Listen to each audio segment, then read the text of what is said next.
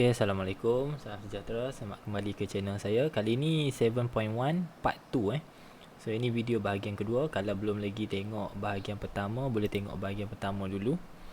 Dalam bahagian pertama saya dah cover berkaitan dengan 3 learning objektif ni. Saya dah explain apakah itu quantum theory of light, macam mana boleh terhasilnya teori ni. Kedua, apa itu black body radiation, macam mana suatu objek tu kita boleh panggil dia sebagai black body dan apakah sifat-sifatnya. Ketiga, hari ni saya akan, ataupun video ni part 3 dan part 2, saya akan tunjukkan awak apa itu quantum of energy dan juga formulanya. Okey, kita terus kepada slide yang sepatutnya. Alright, quantum of energy. So dalam quantum of energy, dalam subtopik ni, bermula dengan an electromagnetic spectrum may be continuous spectrum or line spectrum. So rupa-rupanya dalam fizik moden kita dapati bahawa spektrum tu bukan satu jenis spektrum saja, iaitu continuous spectrum seperti mana yang awak dah belajar. Rupanya kita ada satu lagi jenis spektrum yang dipanggil sebagai line spectrum. Ingat tak siapa yang jumpa berkaitan dengan line spectrum ni? This man here. Mana dia?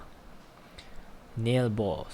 Niels Bohr bagi tahu bahawa dia melalui satu eksperimen yang melibatkan hidrogen atom menjumpai spektrum yang dipanggil sebagai line spectrum. So dalam line spectrum dia punya spektrumnya ataupun wavelengthnya tu tidak bersambung-sambung, tidak continuous macam mana kita belajar dalam classical physics. Dalam fizik klasik kan, 3 4 dalam tajuk wave kita belajar spektrum tu bersambung-sambung. Okey, dalam satu bentuk continuous. Okay, rupanya dalam modern fizik kita belajar ataupun kita diperkenalkan kepada line spectrum. So tengok satu-satu. The dispersion of white light by prism produces a continuous spectrum. So kalau cahaya putih masuk dalam prisma, dia akan tersebar kepada beberapa cahaya, macam cahaya pelangi tu kan, warna pelangi tu.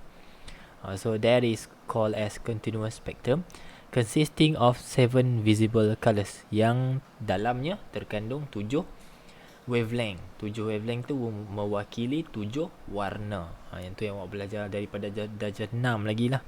Yang Michael Jackson kena halau balik India Utara tu. Yang tu susunan dalam visible light. So this spectrum has wavelength range from 400 nanometer to 750 nanometer. So wavelength ni disusun daripada skala 400 sehingga 750 nanometer. Nano di sini ingat prefix nano tu refers to the prefix of 10 to the power of negative 9. Nanti kita tengok lebih lanjut lagi tu nano. Kalau dekat kalkulator awak tu awak boleh tekan nak tahu nilai 1 nano berapa kan, tekan 1 tekan shift, tekan 3. Sebab tengok atas penjuru kanan 3 tu ada huruf N. Ada huruf N. There is nano. Tekan 1 nano. So awak akan dapat that much. Alright.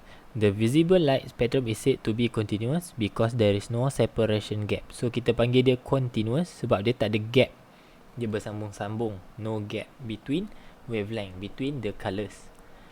So in other hand, the line spectrum produced by excited atom, bila kita excited dan hydrogen atom, kita dapat line spectrum.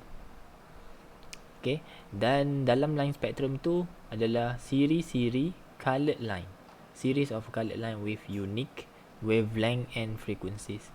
Rupanya line-line tu mewakili nilai wavelength dan juga nilai frekuensi. Okay, each element produce a spectrum with series of its own distinctive line. Setiap elemen menghasilkan line-line yang tertentu. Therefore, the line spectrum can be used to identify the presence of element.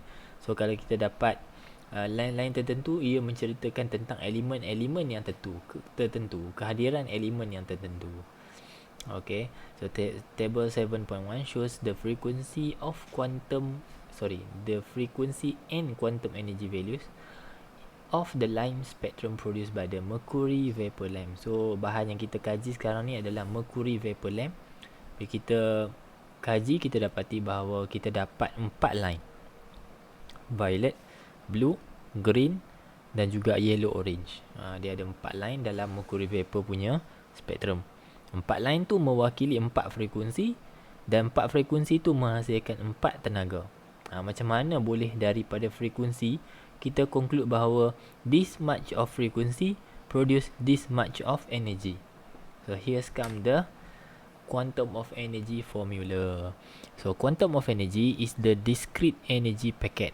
So tenaga ni rupanya bukan dia unlimited, bukan satu nilai yang boleh pergi sampai satu nilai yang kita tak boleh bayangkan besar dia. Okay, rupa-rupanya tenaga ni dalam bentuk paket, satu paket. Okay, it is not a continuous energy. So certain frequency hasilkan certain energy. Okay, certain frequency hasilkan certain energy. So kalau the energy depends on the frequency of the wave. Jumlah tenaga yang terhasil tu refers to the how much frequency of the wave. Kalau satu gelombang tu ada frekuensi tertentu, dia hasilkan tenaga yang tertentu. Macam tu. According to Max Planck and Albert Einstein's quantum theory, light energy exists in the form of an energy packet. Rupa-rupanya Max Planck ni dengan Albert Einstein telah bersetuju bahawa tenaga ataupun tenaga cahaya nampak yang kita dapat daripada matahari tu sebenarnya bukan wujud dalam bentuk bukan tenaga yang dihasilkan oleh matahari, iaitu cahaya nampak itu wujud dalam bentuk paket-paket tenaga yang dikenali sebagai foton. Nanti awak masuk universiti, kalau sambung belajar fizik lagi, awak akan dengar foton lebih banyak lah. Sebenarnya tenaga tu bukan yang kan kita nampak dengan mata kasar macam apa nak panggil awak buka tu awak tak nampak pun cahaya kan. Cahaya tu awak nampak dia punya kecerahan dia saja. Sebenarnya cahaya tu, tenaga cahaya yang awak nampak daripada cahaya matahari sebenarnya turun dalam bentuk paket. Bayangkan dalam satu paket dia turun. So that packet or energy packet is known as photon. Sepaket atau paket. Kalau kita beli coklat, kita akan paket dalam satu bungkusan. Ada macam tu cahaya. Okay. Itu dipanggil sebagai photons. So photons are light energies transferred in quantum of energy. The photon energy, tenaga daripada photon tadi tu, berkadar langsung dengan frekuensi of light wave. So seperti saya mention tadi, tenaga photon ataupun tenaga daripada cahaya tadi tu, jika kita ubah kepada frekuensi yang tinggi, maka tinggilah tenaga photon tersebut, berkadar langsung. Okay, so tenaga photon berkadar langsung dengan frekuensi photon itu, maka kita dapatlah satu formula, okay, iaitu E sama dengan HF. So mana-mana formula pun kan macam F berkadar langsung dengan acceleration kan. Bukan yang ni tak cantik, saya padam balik. Force berkadar terus dengan extension of spring. Jadi dapat daripada formula ni, siapa yang perkenalkan apa dipanggil relationship ni, that person is named Hooke kan. So Hooke dia kata daripada relationship ni keluarlah formula F sama dengan Kx. K ni merupakan satu nilai koefisien atau nilai constant yang kemudiannya diberi nama sebagai Springs constant, satu nilai constant. Sama juga E sama dengan E berkadar terus dengan frekuensi, maka E sama dengan satu nilai constant yang didarab dengan F. So datanglah satu constant yang baru. Kalau yang ni dipanggil sebagai spring constant, maka ini dinamakan sebagai H, iaitu merujuk kepada Planck's constant. Siapa tu Planck? Ni Max Planck. So Max Planck perkenalkan satu koefisien ataupun satu constant yang bernilai seperti berikut: 6.63 darab 10 kuasa negatif 34. 6.63 darab 10 kuasa negatif 34 joule second. Okay, nilai ni ada dalam kalkulator awak. awak boleh tekan constant 06.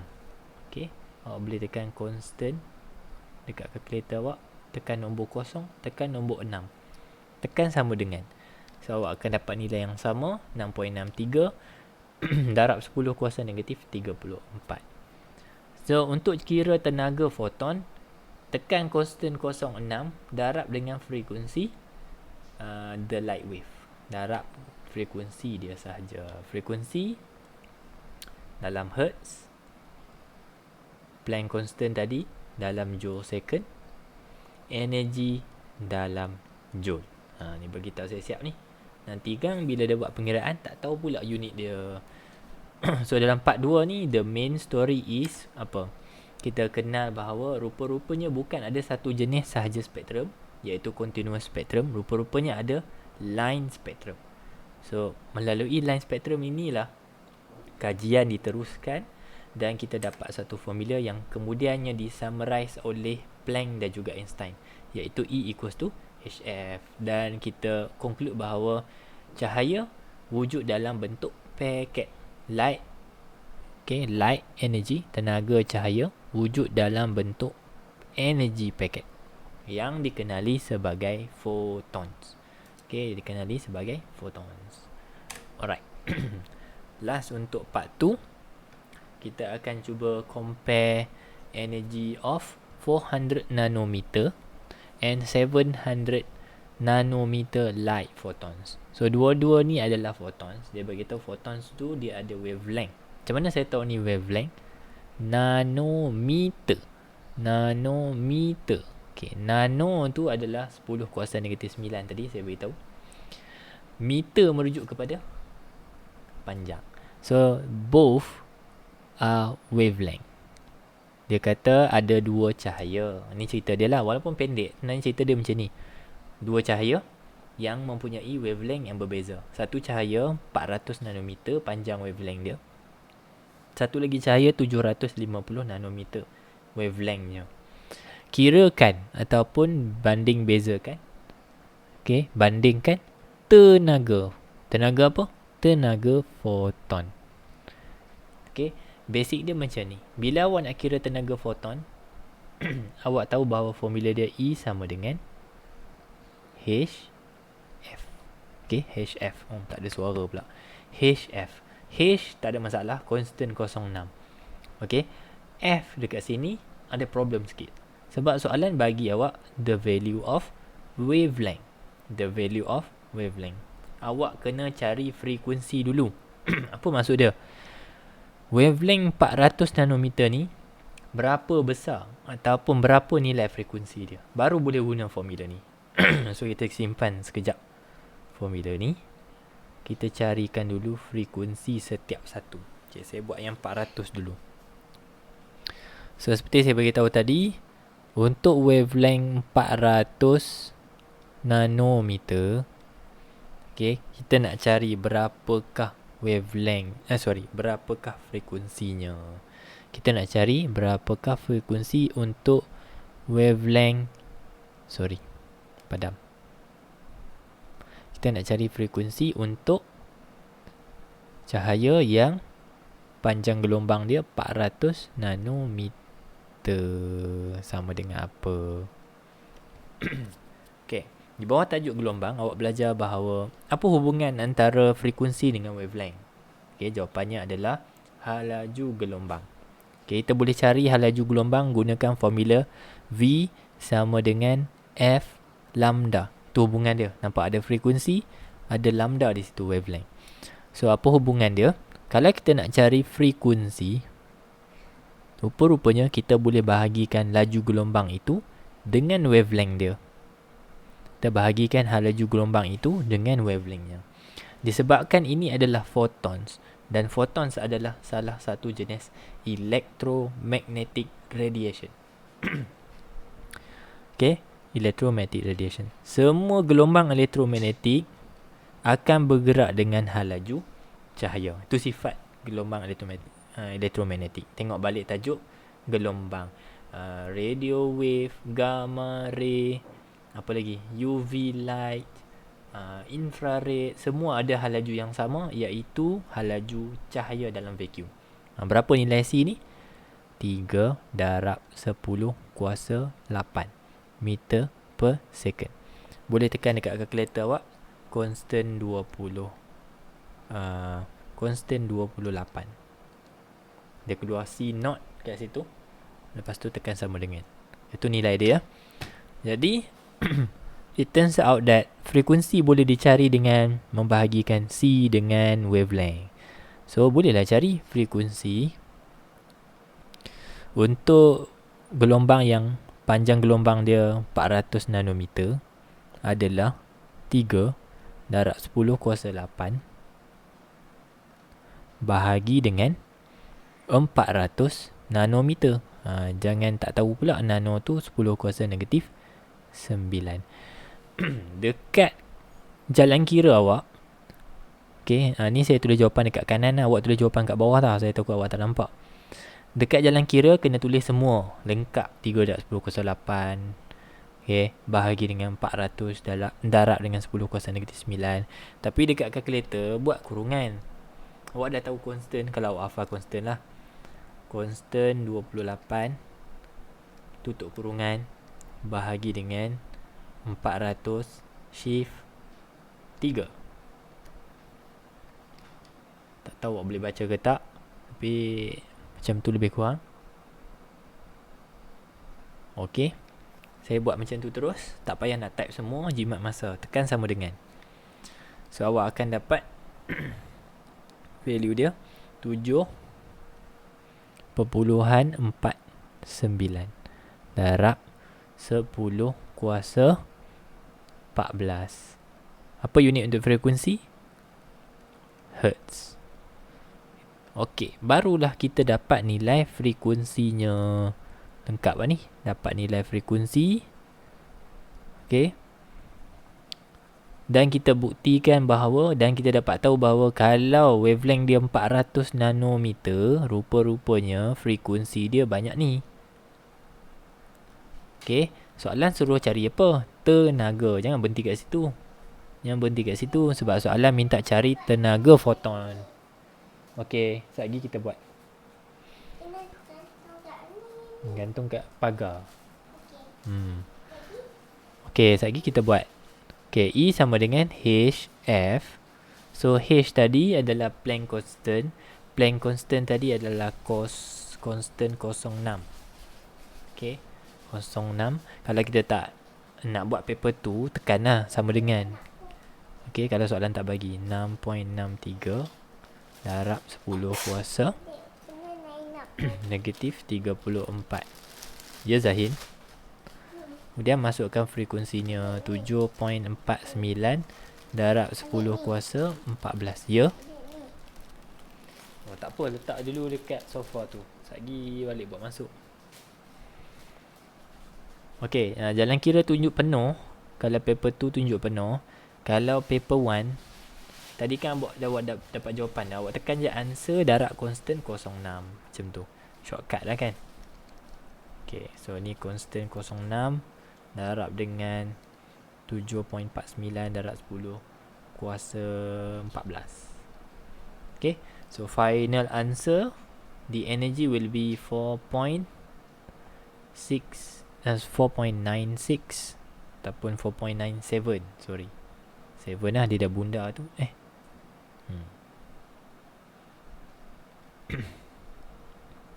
Padam. Okay, 4.97 times 10 to the power of negative 19. Okay, joule. Ingat tenaga, apa-apa tenaga pun semuanya dalam unit joule. So ini untuk 400 Newton. 400 Newton. Okay, tengok dulu. Kalau nak pause, boleh pause video sekarang sebab saya nak padam. Saya nak buat untuk satu lagi wavelength 750. Okay, ready? Saya akan start padam ya. So saya padam yang tertentu saja.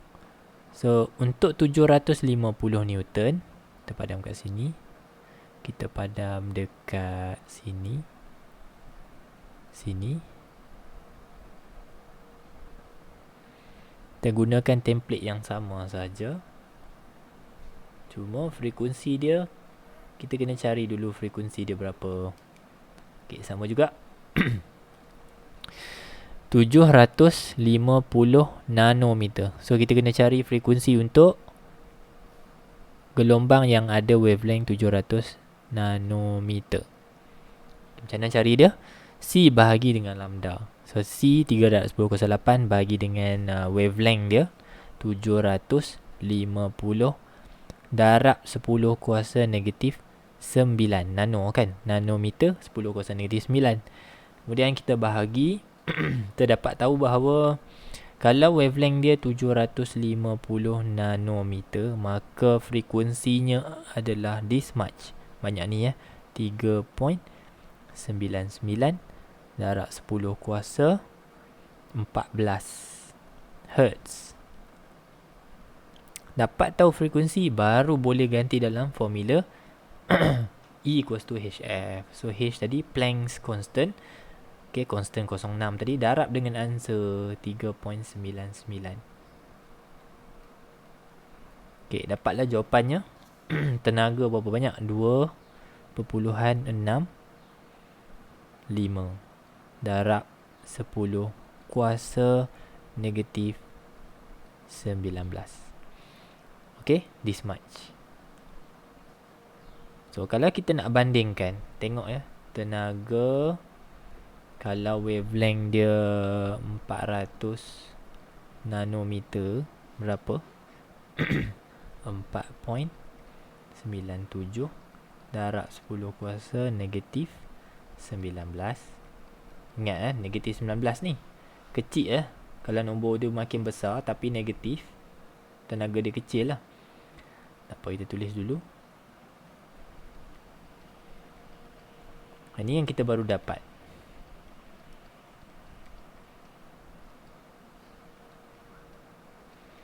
Okay, soalan suruh compare, bukan suruh cari je. Cari dah, selesai dah. Compare, bandingkan. Okay, kenapa kita nak bandingkan? Kita nak membuktikan bahawa, sekejap saya ambil highlighter. Apabila wavelengthnya pendek, wavelength sesuatu foton itu pendek, maka tenaga yang dihasilkan adalah besar. Just to prove to you that